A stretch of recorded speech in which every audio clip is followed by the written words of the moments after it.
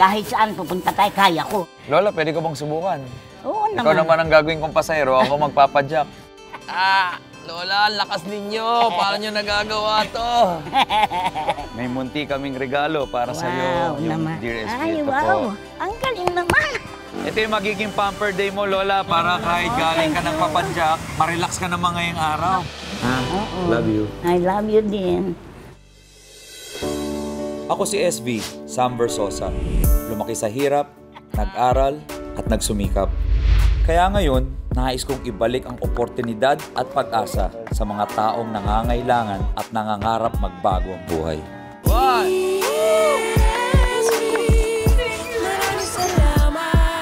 Pilihan nyo yung mga size nyo. Bibigay pa kami sa iyo na. Ako si SB, Sam Versosa.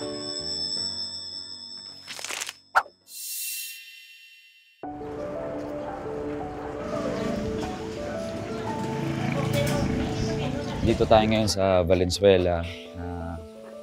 Makikilala natin ngayong araw si Lola Fedeng, isang pedicab driver.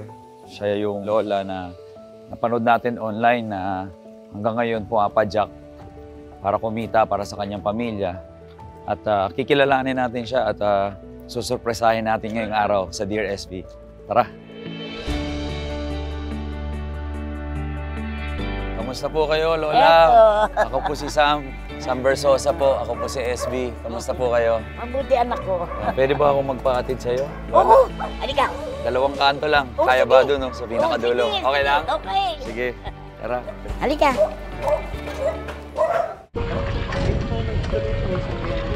87 years old na, pero kayod kalabaw pa rin. Nagtitiis sa init ng sikat ng araw at bigat ng katawan sa bawat padyak para lang mabuhay sa pang-araw-araw.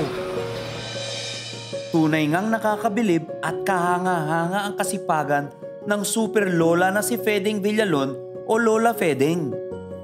Wala akong ibang hanap buhay na alam. Noong araw ng bata-bata ko, naglabada ako. Sus, magang-magang ang kamay ko sa paglalabada. Buti nga, nauso yung pedicab na yan. Ay, masarap mag-pedicab. Kahit pa paano may konting barya ka. Hindi ka magugutom. Hindi ka manghihingi na kung kani-kanino. Sarili mo na lang kayod. Kami, nagsisikap kaming magkakapatid. Hindi kami nanghihingi kahit kanino. Basta sumakay kami sa pedicab, may sasakay na tao, 20 o kaya 10. Ganon. Di may pera ka na kahit konti. Mahigit 50 years nang namamasada bilang isang pedicab driver si Lola Fedeng. Ang bisikletang gamit niya, pamana pa raw sa kanya ng ama nung nabubuhay pa ito na isa ring pedicab driver. Kwento pa ni Lola Fedeng, proud na proud siya sa kanyang pagpe-pedicab. Pag kumita kami, mapalad ng 100. 100. Pero pag kahit 50, masaya na rin kami dahil may pambili na kaming pagkain eh. Magkano lang naman kinakain ng isang matanda. Masaya na ako na ganito ako. Wala naman akong problema. Basta kumita ka ng konti, makakain ka, ayos. Laki man sa hirap, positibo pa rin ang pananaw sa buhay ni Lola Fedeng. Para sa kanya, simpleng buhay, simpleng problema. Sanay na kami. Alam mo, pag mahirap ka, nasanay ka sa hanap buhay, hindi ka mahihirapan eh. Kaya kahit konti, kumikita kami. Hindi ka tulad ng iba, mamamalimos ka, manghihingi ka. Ay, naku, ayoko nga nun. Siyempre, bibili ka ng sabon. Bibili ka ng shampoo. Maliligo ka eh. Magpe-pedicab ka, mabaho ka. Sino sasakay sa'yo? Sino sasakay sa'yo? Imbis na sumakay sa'yo, hindi nasasakay sa iba na lang. Yun, mga butas na yan. Gayunpaman, may mga problema pa rin tila hindi magawan ng paraan si Lola Fedeng. Gaya na lang ng kanyang pedicab na mahigit 15 years na rin napabayaan ng kondisyon. Pinaglumaan na ng panahon at bugbog na sa tagal ng pagsiservisyo. Araw, murang-mura pa yan. 5,000 lang yung paggawa ko. Yan, tunay na tubo yan. Eh ngayon, magpagawa ka ngayon, 10,000. Hindi po magandang tubo. matagal na. Sirang-sira na nga eh. Hindi ko mapagawa. Pagka may sira, pa-welding. Pagka walang pedal, bili. Ganon. Gulong. Yun ang problema namin, gulong. Kasi napupudpud siya, nabubutas. Yun ang problema. Ang mahal pa naman ngayon ng gulong. Yung unahan ng gulong ko, gumastos ako ng 300 mahigit yan. Makapag-buy ka lang. Minsan nahihirapan ako, anak, kailangan maipagawa. Kasi mabigat. Pagka may diferensya kasi ang bike, mabigat ng ipidal. Lalo na yan, nakita mo naman, mabulok-bulok ko. Eh, hindi ko naman maipagawa, walang pera. Ang sakit ng matanda, may kirot. Dahil may edad na, hindi na maiwasan ang sakit ng mga kasukasuan, lalo na sa kanyang tuhod at binti. Pero dahil isang super lola, pahid lang daw ng ointment, sapat ng ginhawa ang hatid sa kanya. Masakit. Kahit naman bata pa sa akin, masakit na ito eh. Tuhod talagang inaano. Lalo na pagka yung halimbawa, huminto ako ng ilang araw sa pagdotry, masakit na yung tuhod ko. Kailangan mag-practice na wala akong hospital. Pero panandali ang ginhawa lang ang maaaring maidulot nito kay Lola Fedeng. Dito kami natutulog. Yan, dito kami nagpapahinga. Kahit mainit, nagtsatsaga kami. Kasi wala naman kaming aircon. Yung bahay namin, kahit na ganyan, meron naman. Hindi kami nangungupahan. Kahit maliit, masaya na kami. Mabuti na yan kesa sa wala. Ano man ang hirap ng buhay, tuloy lang sa pagngiti si Lola Fedeng. Dahil ganun naman daw talaga ang gulong ng palad. Minsan nasa ibaba, minsan nasa itaas, patuloy lang sa pag-ikot. Ang mahalaga, ang mamuhay ng payapa at masaya. Ang pangarap ko nga, sabi ko nga, gusto ko ako, pagka nagka-pera ako, bibili ako ng iba. At saka, walang cellphone. Ang cellphone naman, gusto ko, yung mukbang. Pinapanood ko yung mga kumakain. Masayang-masaya na ako pag nanonood. Tsaka magkaroon ng isang maliit na bahay, ganun. Masayang-masaya ako dahil hindi ako umaasa sa iba. Hindi ko inaasahan ng iba. Basta mag-pedicab ako, may pagkain ako. Hindi kayo nagugutom. Kahit na sabihin pa, kahit konting kinikita mo, makakabili ka ng kalating kilong bigas at makabili ka ng ulam o kaya kahit na itlog, tuyo. Masaya na ako. Hindi kami nagugutuman. Kumakain kami sa oras. Lola, pwede ko bang subukan? Kaya? Kaya, subukan natin. Oo ba? Ako naman magmamaneho para sa'yo. Mabigat! Nagbabike ako pero wala akong sidecar. Aray! Baliwala lang sa akin yan. Hanga ako sa inyo, Lola.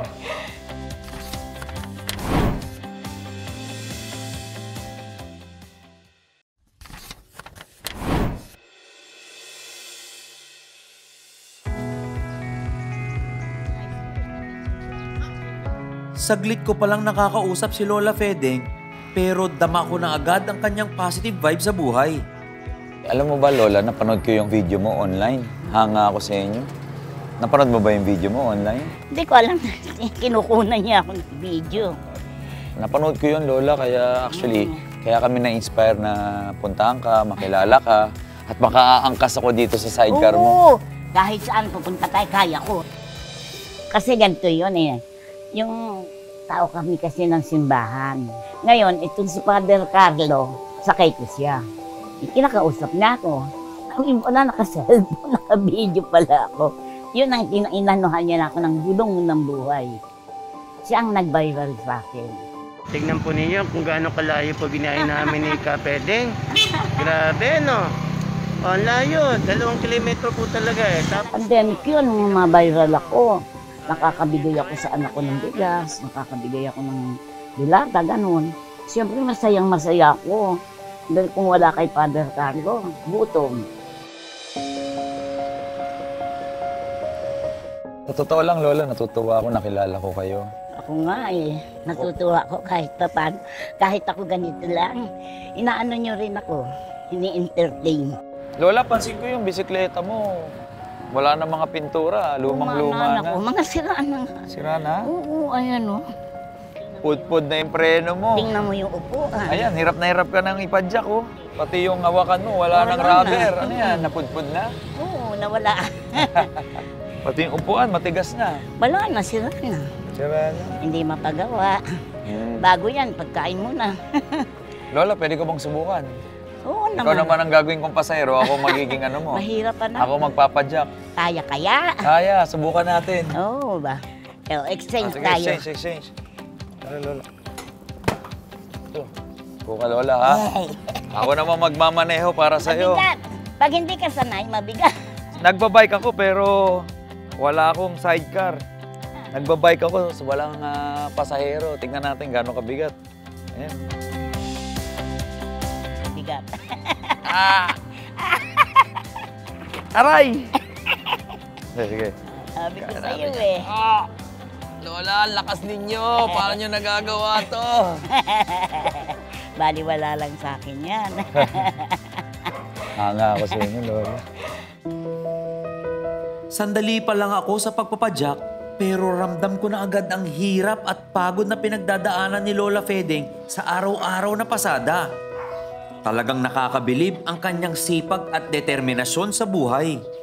Ang ganda rito sa lugar nyo rin, ha? Tahimik. Oo, tahimik dito. Pero alam mo nung araw, ang lalim niyan. Hanggang dito pag may tubig. Ibig mo sabihin, nagpe-pedicab kayo kahit baha. Oo. Kasi malaking kinikita namin pag baha. Mas malaki ang singil. Oo. Pero di inaabot yung ano. Eto, hindi na inaabot. Pero nung araw kasi, mababa yung aming sidecar, mababa dito. Nilalagyan lang namin ng kahoy para hindi mabasa ang pasahero. Anong payo mo, Lola, dun sa mga nagsusumikap, ang mga Oo. bata? Kasi ikaw, marami ka na nadaanan sa buhay. Ay, oo. Eh, yung iba nga, di ba, namamalimos. O kaya nagnanakaw. Ay, naku, Diyos ko, hanggang kaya ko, kakayod ako. Ako nga minsan, tinatawag akong super lola. Gusto ko yan. Super lola daw ako. Makikitang mga nakakotse. Manay, ilang taong ka na? 85. Ho? Ano sabi nila? Totoong super lola ka kasi yung ginagawa mo pang superhero. Yung, Ganyan talaga ang mahirap. Ako nga, sabi ko, may makain at pala, tumawa ka lang. Tawanan mo problema mo. Gusto ko yun, Lola. Sinabi rin sa akin ng tatay ko yun. Ay, Hayaan mo problemahin ka ng problema mo, huwag mong problemahin yung problema. Ha? Oo. Makakaraos ka rin. Basta ikaw, masipag ka, matyaga ka. Tsaka hanggang Makakaraos nabubuhay ka, Oo. laban lang. Tama, laban lang. May munti kaming regalo para sa iyo, yung naman. Dear SP. Ay, Ito wow. po. Ang galing naman. May bibigay pa kami sa iyo na Masaya na malungkot. Bakit? Nandito lang sana asawa ko.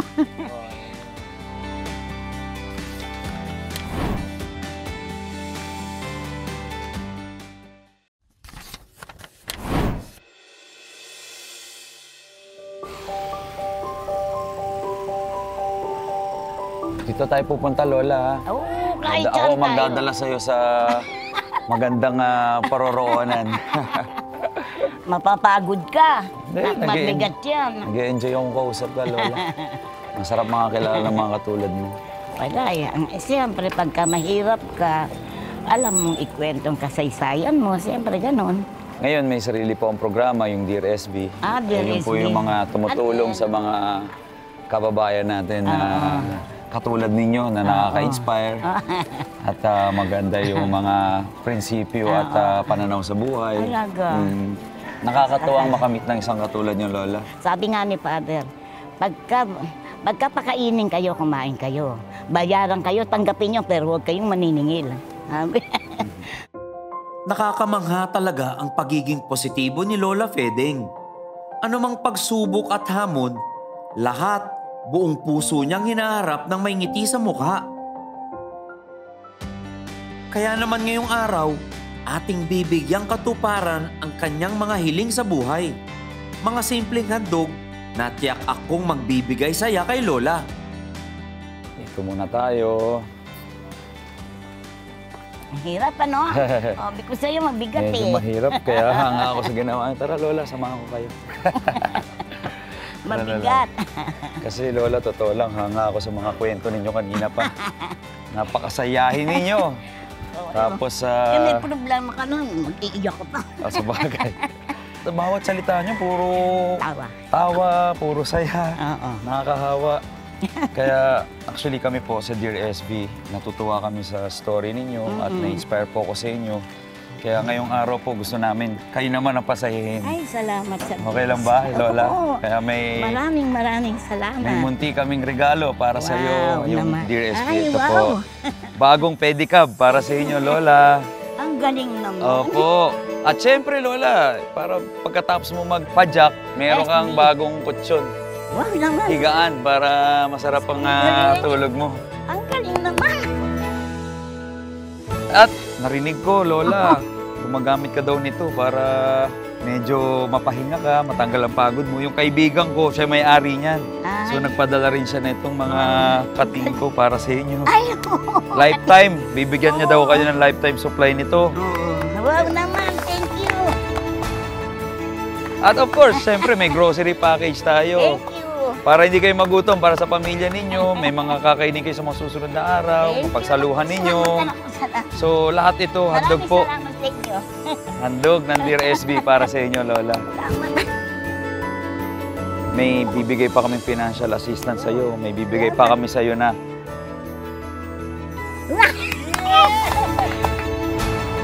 Sabi nakabila ang lupa. hanapan natin yun. Anong nararamdaman mo ngayon, Lola? Masaya. Masaya ba? Masaya na malungkot. Bakit? Nandito lang sana asawa ko. Baka ito siya yung paraan niya para mapasaya ka. Hindi, sinasabi ko sa bigyan naman ako ng biyaya kahit konti. Yan ang dinadasal ko lagi. Mandarasal ako ng kaluluwa. Yun siguro tumutulong sa akin. Eto, Lola, may huli pa kami sorpresa para sa inyo. Ikaw naman yung sumakay, ako magpe-pedicab. Dadaling kita doon sa huling sorpresa kasi alam ko magugustuhan mo to. Alam ko maalaga ka sa sarili mo, malinis ka at para medyo maging fresh at beautiful tayo. Wow. Okay lang? O, tara, sakay ka, Lola. Samahan kita. Dumating na ang Dear SB sa buhay niyo. Ay, salamat. Maraming salamat. Itong araw na to, dadaling ka namin sa isang salon. Wow! Ito yung magiging pamper day mo, Lola, para kahit galing ka ng papadyak, kahit pagod ka, ma-relax ka naman ngayong araw para feeling dalaga pa rin tayo. Ate, alagaan niyo si Lola, kung sino man yung ganyan, Lola. Oh. Tulad niyo, papakulay rin. Basta, Lola, lahat ng papagawa mo rito. Paano ako makakaganti? Ha? Lahat ng papagawa mo rito, sagot ng Dear SB. Thank you. Ano sabi mo, Lola? Maraming salamat sa Dear SB dahil natulungan ako ng gusto. Hindi ko nga malaman kung paano ko pasasalamatan kayong lahat. Sabi ko nga, Lola, Maraming basta salamat. pagdasal mo lang kami. Ay, oo. Sasama ko kayo sa dasal. Yun lang kailangan Darasal namin, ako. Lola, para mas marami pa tayong matulungan sa Dear SB. Maraming salamat, Lola. Mag-enjoy kayo today. Ha? Oo. Love you. I love you din. Thank you. Thank you. Thank you, Lola. Thank you. Thank you.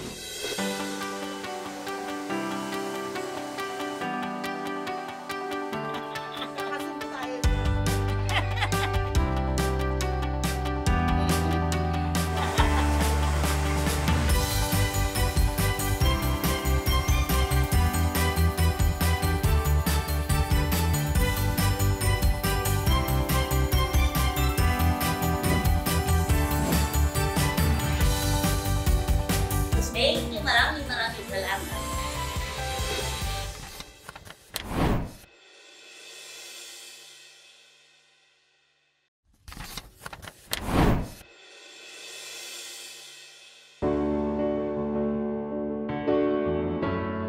Biyayang may tuturing ang mabigyan ng pagkakataong mamuhay ng matagal.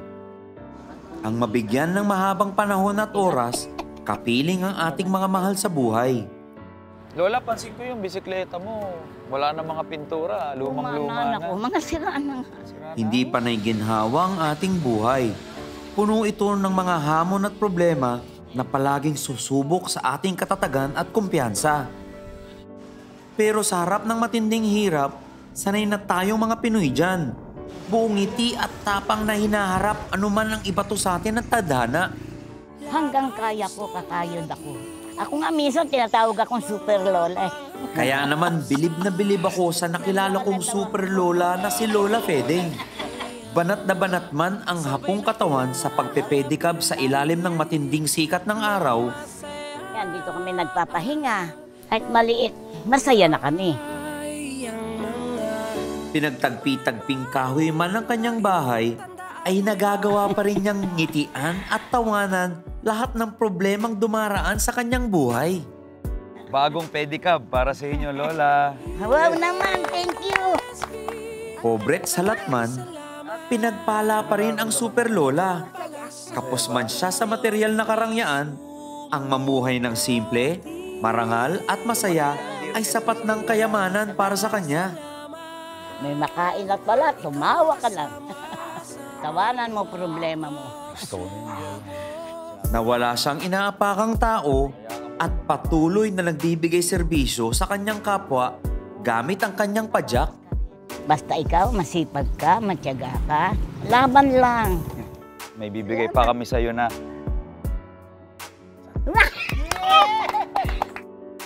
Sana makabila ako ng lupa.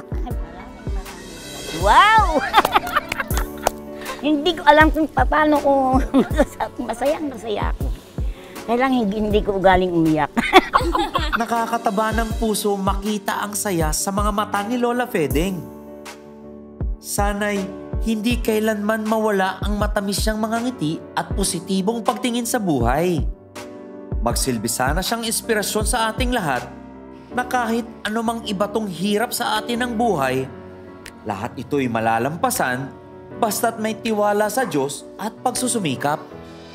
Sa totoo lang, Lola, natutuwa ako nakilala ko kayo. Muli, ako si SV, Sam Versosa, at ito ang Dear SV.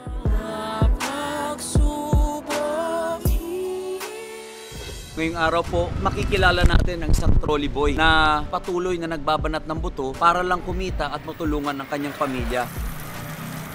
SB, andito po yung trolley ko. Buwan ko, ha? 1, 2. Pwede na.